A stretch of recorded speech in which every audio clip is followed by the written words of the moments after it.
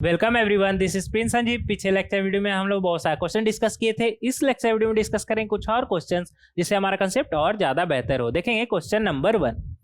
Question number 1 में हमसे क्या बोल रहा है, if b is the harmonic mean between a and c। इसका क्या मतलब है, b equal to 2ac upon a plus c. Then prove that 1 upon b minus a plus 1 upon b minus c equal to 1 by a plus 1 by c. अगर यहाँ पर हम LHS में b की जगह पर 2ac अपॉन a प्लस सी रखे तो वहां से हमारा 1 बाई ए प्लस 1 बाई सी आ जाएगा। लेकिन ये तो RHS है, मतलब LHS इक्वल टू RHS। तो इस तरह से क्वेश्चन नंबर 1 को हम प्रूव कर सकते हैं। नेक्स्ट देखेंगे क्वेश्चन नंबर 2। क्वेश्चन नंबर 2 में हमसे क्या बोल रहा है, if a square b square c square are in AP so that b plus c plus a plus b are in HP। अगर ABC हमारा HP में होता है, इसका क्या मतलब होता है, B equal to 2AC upon A plus c, मतलब middle term equal to 2 times product of first term and last term upon sum of first term and last term. तो यहाँ पर भी हमें यही साबित करना है, मतलब C plus A, middle term हमारा क्या है C plus A equal to 2 times B plus C times A plus B upon B plus C plus A plus B हमें प्रूफ करना है। तो यहाँ पर हम बहुत ही आसानी से RHS equal to LHS proof कर सकते हैं। RHS को यहाँ पर आप सिंप्लीफाई करेंगे तो वहां से आपका उसका वैल्यू आ जाएगा C प्लस A, मतलब RHS equal to LHS, hence proof.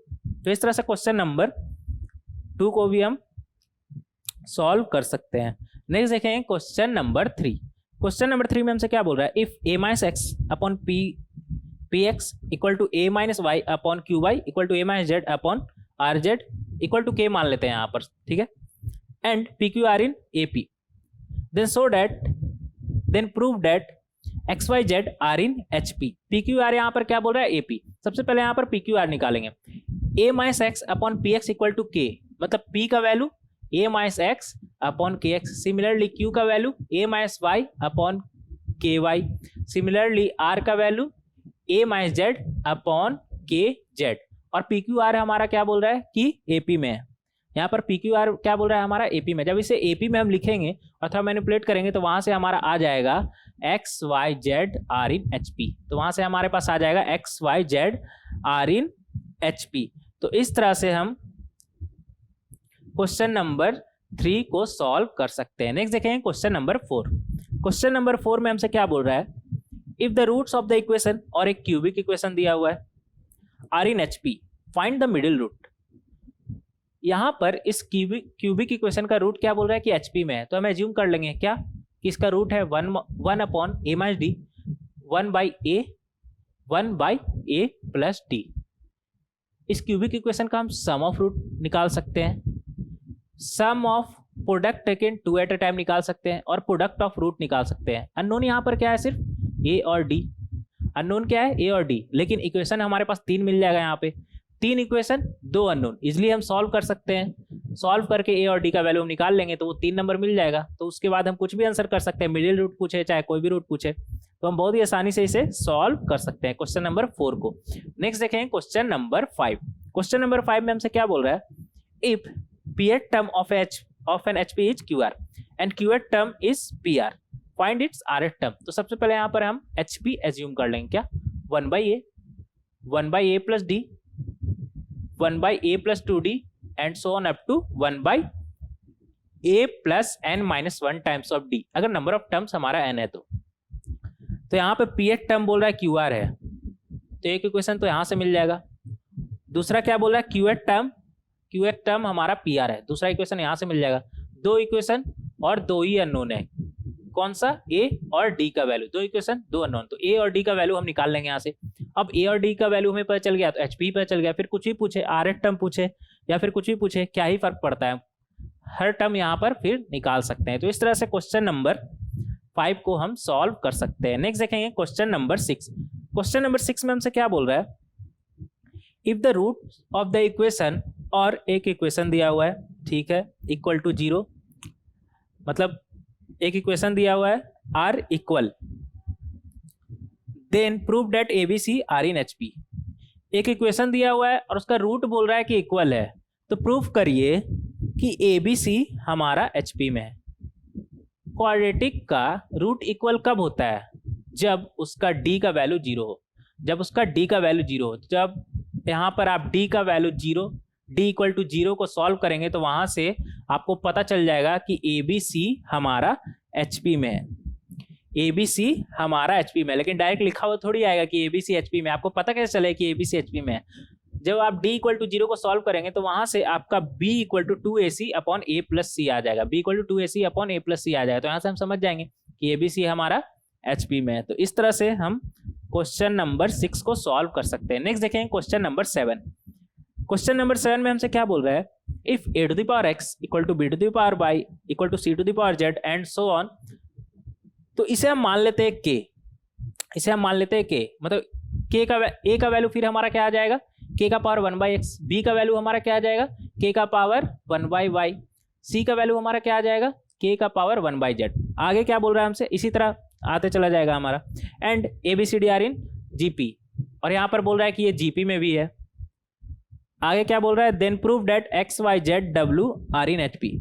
तो जब आप ए बी सी डी इस तरह से आप जीपी में लिखेंगे तो वहां से आपको वहां पे आप थोड़ा मैनिपुलेट करेंगे इसे, तो वहां से आपको दिख जाएगा कि X Y Z and so on ये आपका एक एचपी बना रहा है, ये आपका एक एचपी बना रहा है। ए बी सी डी की जगह पे आप क्या रखेंगे? k का पावर 1 बाई एक्स, बी की जगह पे k का पावर 1 बाई वाई। इसी तरह रखते चले जाएंगे तो वहां से आपको फिर दिख जाएगा। तो आप मैनिपुलेट करेंगे तो आप समझ जाएंगे कि एक्स वाई जेड हमारा एचपी बना रहा है। तो इस तरह से हम क्वेश्चन नंबर 7 को सॉल्व कर सकते हैं बहुत ही आसानी से। नेक्स्ट देखेंगे क्वेश्चन नंबर 8। क्वेश्चन नंबर 8 में हमसे क्या बोल रहा है? Let a1 a2 a3 a4 and a5 be such that a1 a2 a3 are in ap, a2 a3 a4 are in gp and a3 a4 a5 are in hp. Then log of a1 log of a3 log of a5 are in gp ap hp या फिर none of these। यहाँ पर a2 a3 a4 को पकड़िए, वो क्या बोल रहा है? जीपी में है। तो एज्यूम कर लेते हैं क्या? a आर स्क्वायर, तो a2 a3 a4 तो हमारा हो गया ए आर स्क्वायर। a5 हमारा क्या हो जाएगा? यहां पर हमें हिंट दिया हुआ है क्या?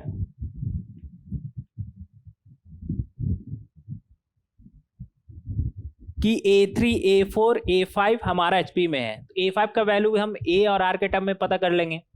सिमिलरली हमें यहां पर दिया हुआ है a1 a2 a3 r इन ap, तो वहां से हम a1 भी निकाल लेंगे a और r के टर्म में। a2 a3 a4 तो हम एज्यूम कर लिए थे ए आर स्क्वायर, और a5 हम निकाल सकते हैं क्योंकि a3 a4 a5 हमारा एचपी में है, तो वहां से हम निकाल सकते हैं a5 का वैल्यू ए आर के टर्म में। सिमिलरली a1 का वैल्यू भी हम निकाल सकते हैं क्योंकि a1 a2 a3 हमारा ap बना रहा है। तो हमारे पास a1 a2 a3 a4 a5, a1 a2 a3 a4 a5 a और r के टर्म में है। आगे देखेंगे हमें प्रूफ क्या करना है? प्रूफ नहीं करना है, यहाँ पर पता करना है कि log of a1 log of a2 log of a3 log of a5 हमारा AP में है, GP में है या फिर HP में है। अगर ये AP में हुआ इसका क्या मतलब है कि first term plus last term by 2 हमारा मिडिल टर्म के बराबर आना चाहिए। First term plus last term by 2 हमारा मिडिल टर्म के बराबर में आना चाहिए। यहाँ पर आप first term plus last term by 2 करेंगे तो आपको पता चल जाएगा कि मिडिल टर्म के बराबर है, मतलब ये AP में है, मतलब ये AP में है। मतलब log of a1 plus log of a5 by 2 जब आप निकालेंगे तो वहां से आपका log of a3 आ जाएगा। मतलब log of a1 log of a3 log of a5 हमारा किस में है? AP में है। कौन सा ऑप्शन सही हो जाएगा हमारा? B option. तो इस तरह से क्वेश्चन नंबर 8 को हम बहुत ही आसानी से सॉल्व कर सकते हैं। बस करना क्या था? a1 a2 a3 a4 a5 को आपको a और r के टर्म में एक्सप्रेस कर देना था, उसके बाद आप इजिली इसे सॉल्व कर सकते हैं। नेक्स्ट देखें क्वेश्चन नंबर 9। क्वेश्चन नंबर 9 में हमसे क्या बोल रहा है? If a is the am of b and c and b is the gm of c and a, then prove that c is the hm of a and b। a b और c का am है, इसका मतलब क्या है कि a equal to b plus c by 2। b c और a का gm है, इसका मतलब क्या है? b equal to root of ac। और हमें प्रूफ क्या करना है कि c is the hm of a and b, मतलब c equal to 2ab upon a plus B हमें प्रूफ करना है। c equal to 2ab upon a plus B हमें प्रूफ करना है। यहाँ पर हम RHS equal to LHS proof करेंगे, मतलब 2ab upon a plus B का वैल्यू c के बराबर प्रूफ करेंगे। a की जगह पर आप क्या रखेंगे, a की जगह पर आप क्या रखेंगे, यहाँ से आपको मिल जाएगा अर्थमेटिक मीन है b एंड c का, तो a की जगह पे आप क्या रखेंगे b प्लस c बाई 2, और b की जगह पे आप क्या रखेंगे रूट ऑफ ac, b की जगह पे आप क्या रखेंगे रूट ऑफ AC, तो वहां से आपका इक्वल टू C निकल के आ जाएगा, मतलब RHS equal to LHS, hence proved. तो इस तरह से क्वेश्चन नंबर 9 को हम सॉल्व कर सकते हैं, जहां पर हमें सिर्फ A का वैल्यू और B का वैल्यू पुट करना था RHS में, A का वैल्यू और B का वैल्यू हमें RHS में पुट करना था, वहां से हमारा फिर LHS इक्वल टू C आ जाएगा। तो इस तरह से क्वेश्चन नंबर 9 को हम सॉल्व कर सकते हैं। नेक्स्ट देखेंगे क्वेश्चन नंबर 10। क्वेश्चन नंबर 10 में हमसे क्या बोल रहा है, let n belongs to natural number, ठीक है, n ग्रेटर देन 25, ठीक है, लेट AGH denote the arithmetic mean, geometric mean and harmonic mean of 25 and n, ठीक है, मतलब AGH 25 और दूसरा नंबर कौन सा है हमारा n, दूसरा नंबर हमारा n है। AGH हमारा अर्थमेटिक मीन, ज्योमेट्रिक मीन और हार्मोनिक मीन है 25 और n के बीच। AGH हमारा क्या है, अर्थमेटिक मीन, ज्योमेट्रिक मीन और हार्मोनिक मीन, दो नंबर किसका 25 और n का, ठीक है। The least value of n for which AGH, the list value of n for which AGH belongs to 25, 26, 27।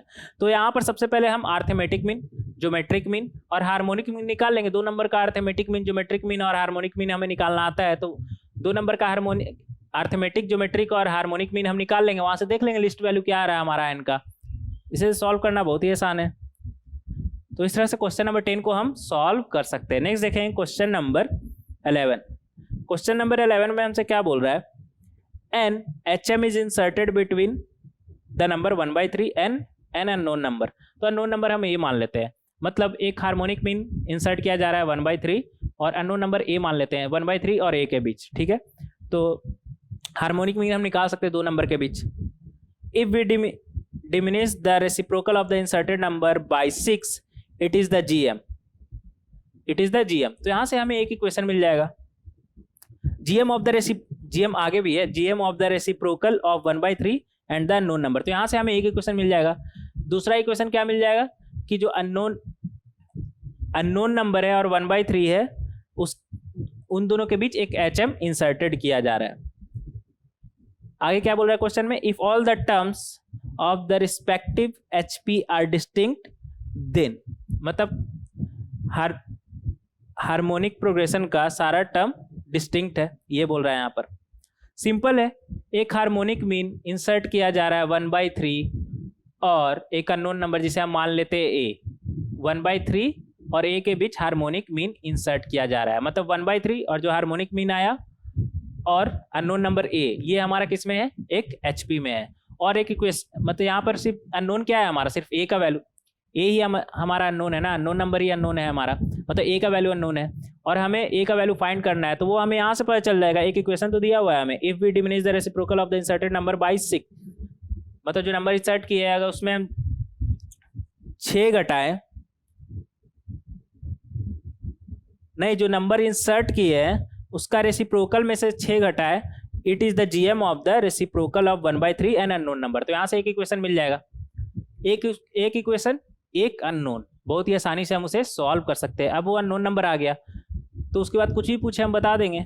पूछा क्या है हमसे, ऑप्शन से लग रहा है अननोन नंबर, मतलब अननोन नंबर का वैल्यू a का वैल्यू मतलब, और HM पूछ रहा है और GM पूछ रहा है, तो हम इजिली आंसर कर सकते हैं, इसका कोई दिक्कत नहीं है। एक इक्वेशन एक अननोन, हम इजिली सॉल्व कर सकते हैं। ये था हमारा क्वेश्चन नंबर 11। नेक्स्ट देखेंगे क्वेश्चन नंबर 12। क्वेश्चन नंबर 12 में हमसे क्या बोल रहा है, the geometric mean of 2 number is 4। दो नंबर का हार्मोनिक मीन है यहाँ पर। The harmonic mean of 2 number is 4, मतलब दो नंबर का हार्मोनिक मीन क्या है 4। आगे क्या बोल रहा है, दो नंबर मान लेते हैं a और b। आगे क्या बोल रहा है, the arithmetic mean A and the geometric mean G satisfy the relation 2A plus G square equal to 27. Find the two numbers. तो वो दो नंबर हम एज्यूम कर लिए कि A और B है। यहाँ पर क्या बोल रहा है, उसका हार्मोनिक मीन 4 है, मतलब 2AB upon A plus B का वैल्यू 4। दूसरा क्या बोल रहा है कि इस इक्वेशन को सेटिस्फाई कर रहा है 2A plus G square equal to 27। और ज्योमेट्रिक मीन हमारा क्या हो जाएगा ए बी का, रूट ए बी। तो दो इक्वेशन दो अननोन, इजिली हम सॉल्व कर सकते हैं। तो वहां से हमारे पास ए और बी का वैल्यू निकल के आ जाएगा। हमसे पूछा क्या है, फाइंड द टू नंबर्स, मतलब वो नंबर ही पूछा है, तो बहुत ही आसानी से हम निकाल सकते हैं यहाँ पर वो नंबर। ये था हमारा क्वेश्चन नंबर 12। नेक्स्ट देखें क्वेश्चन नंबर 13। क्वेश्चन नंबर 13 में हमसे क्या बोल रहा है, the arithmetic mean of two numbers exceeds their GM by 15 and HM by 27। तो वो दो नंबर A और B एज्यूम कर लेते हैं, और दो इक्वेशन भी यहाँ पर बन रहा है, दो इक्वेशन और दो अननोन, इजिली हम सॉल्व कर सकते हैं, मतलब A और B का वैल्यू निकाल सकते हैं। पूछा क्या है, फाइंड द टू नंबर्स। पूछा क्या है हमसे, फाइंड द टू नंबर्स। तो A और B का वैल्यू हम इजिली निकाल सकते हैं, दो इक्वेशन दो अननोन है, इसमें तो कोई दिक्कत ही नहीं है, बहुत ही आसानी से हम क्वेश्चन नंबर 13 को सॉल्व कर सकते हैं। नेक्स्ट हमसे क्या बोल रहा है, question number 14। Given that the cubic, और एक क्यूबिक इक्वेशन दिया हुआ है, has all three positive roots, find the harmonic mean of the roots independent of A and B, hence deduce that the roots are all equal। मतलब सबसे पहले तो यहाँ पर हमें हार्मोनिक मीन निकालना है, जिसमें A और B इन्वॉल्व नहीं होना चाहिए। दूसरा यहाँ पर बोल रहा है रूट्स आर ऑल इक्वल, मतलब हमें ये भी शो करना है कि उसका रूट्स इक्वल है। आगे क्या बोल रहा है, find also the minimum value of A plus B, find the also the minimum value of A plus B। देखेंगे यहाँ पर इसका रूट क्या बोल रहा है हमारा,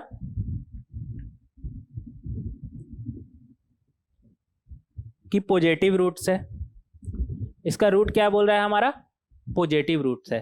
यहां से हमें क्या क्या मिल सकता है, sum of root, sum of product taken two at a time, और प्रोडक्ट ऑफ रूट, ये तीन वैल्यू हमें मिल सकता है। अगर यहां पर हम अर्थमेटिक मीन निकालें इसका रूट का, और हार्मोनिक मीन निकालें इसका रूट का, तो वो दोनों हमारा बराबर आ रहा है। अर्थमेटिक मीन निकाल रहे हैं और हार्मोनिक मीन निकाल रहे हैं, मतलब इसका रूट मान लेते हैं हम अल्फा बीटा गामा, इसका रूट मान लेते हैं हम अल्फा बीटा गामा। तो जब आप अल्फा बीटा गामा का अर्थमेटिक मीन निकालेंगे और हार्मोनिक मीन निकालेंगे, तो वो दोनों हमारा बराबर आ रहा है। अब अर्थमेटिक मीन हार्मोनिक मीन हमारा बराबर आ रहा है, इसका क्या मतलब है कि वो तीनों नंबर इक्वल है, मतलब alpha equal to beta equal to gamma है। अब अल्फा बीटा गामा आपस में बराबर है, तो फिर ज्योमेट्रिक मीन भी अर्थमेटिक मीन के बराबर आएगा, फिर ज्योमेट्रिक मीन भी अर्थमेटिक मीन के बराबर आएगा। मतलब इसका AM GM HM सब बराबर है। क्यों, क्योंकि इसका नंबर ही सब बराबर आ गया, मतलब alpha equal to beta equal to gamma आ गया, तो इसका सारा रूट इक्वल है, यहां से तो पता चल गया। अब रूट का वैल्यू क्या आएगा, तो यहां पर देखिएगा सम ऑफ रूट इसका क्या हो जाएगा, A बाई A मतलब 1। अर्थमेटिक मीन क्या है, alpha plus beta plus gamma by 3, मतलब alpha plus beta plus gamma के जगह पे 1 रखेंगे तो क्या आ जाएगा, alpha plus beta plus gamma by 3 equal to 1/3। और अल्फा बीटा गामा बराबर भी तो है, अल्फा बीटा गामा बराबर भी है, मतलब 3 times of alpha by 3 equal to 1/3। तो यहाँ से अल्फा का वैल्यू हमारा क्या आ गया 1, बीटा का वैल्यू क्या आ जाएगा हमारा 1, गामा का वैल्यू हमारा क्या आ जाएगा 1, मतलब अल्फा बीटा गामा सब हमारा बराबर है। तो इस तरह से हम यहाँ पर हार्मोनिक मीन निकाल सकते हैं independent of A. Harmonic mean हमारा क्या हो जाएगा, अर्थमेटिक मीन के बराबर है ना, अर्थमेटिक मीन तो अभी निकाले हैं, मतलब 1/3। और हमें minimum value of A and A plus B भी चाहिए। तो हमें एक तरह से क्यूबिक का तीनों रूट ही पता चल गया, तीनों रूट हमारा 1 है, तो वहां से देख लेंगे कंपेयर करके A और B का वैल्यू क्या आ रहा है। तो A और B का वैल्यू हमारा आ जाएगा, तो वहां से हम निकाल सकते हैं A प्लस B हमारा क्या आएगा। तो इस तरह से हम क्वेश्चन नंबर 14 को बहुत ही आसानी से सॉल्व कर सकते हैं। नेक्स्ट देखेंगे क्वेश्चन नंबर 15। क्वेश्चन नंबर 15 में हमसे क्या बोल रहा है, if sum of AM and HM between two positive number is 25, दो पॉजिटिव नंबर हम सबसे पहले मान लेते हैं ए और बी। यहाँ पर क्या बोल रहा है कि एम और एच एम का सम क्या है 25, एम एंड एच एम का सम क्या है 25, तो एक इक्वेशन मिल गया। And there GM is 12, GM क्या हो जाएगा, अगर ए और बी हम एज्यूम किए हैं वो दो नंबर, तो जीएम हमारा क्या हो जाएगा रूट ऑफ ए बी। मतलब दूसरा इक्वेशन हमें यहां से मिल गया। दो इक्वेशन दो अननोन, इजिली हम सॉल्व कर सकते हैं। ए और बी का वैल्यू निकल के आ गया तो हम फिर आंसर कर सकते हैं। क्या बोल रहा है हमसे, then sum of the numbers, number का सम बोल रहा है, मतलब ए प्लस बी का वैल्यू बोल रहा है, तो हम उसे इजिली सॉल्व कर सकते हैं, कोई दिक्कत नहीं है इसमें। तो इस तरह से क्वेश्चन नंबर, ये था हमारा क्वेश्चन नंबर 15, ये था हमारा क्वेश्चन नंबर 15। तो इस तरह से क्वेश्चन नंबर 15 को हम बहुत ही आसानी से सॉल्व कर सकते हैं। नेक्स्ट लेक्चर वीडियो में डिस्कस करेंगे कुछ और क्वेश्चन जिससे हमारा कंसेप्ट और ज्यादा बेहतर हो। मिलते हैं नेक्स्ट लेक्चर वीडियो में। Thank you.